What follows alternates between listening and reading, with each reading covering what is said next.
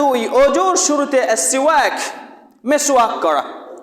আল্লাহ রাসূল সাল্লাল্লাহু আলাইহি ওয়াসাল্লাম তিনি ওযুর শুরুতে মেসওয়াক করতেন, যেমনটি হাদিসে এসেছে, লাউলা আন আশুক্কা আলা উম্মতি লাআমারতুহুম বিসওয়াক।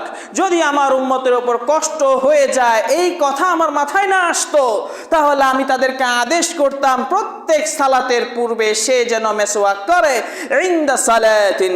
হাদিসটি হলো সহিহুল বুখারীর 6813 এবং সহিহুল মুসলিমের 252 নম্বর হাদিস। অন্য এক বর্ণনায় এসেছে, লাউলা আশুক্কা আলা উম্মতি লাআমারতুহুম বিসওয়াকি মাআল ওযুই। যদি আমার উম্মতের উপর কষ্ট না হতো, তাহলে আমি প্রত্যেক ওযুর সাথে তাদেরকে মেসওয়াক করার আদেশ করতাম। আল্লাহ রাসূল সাল্লাল্লাহু আলাইহি ওয়াসাল্লাম তিনি সর্বদা সালাতের ওযু করার পূর্বে মেসওয়াক করতেন।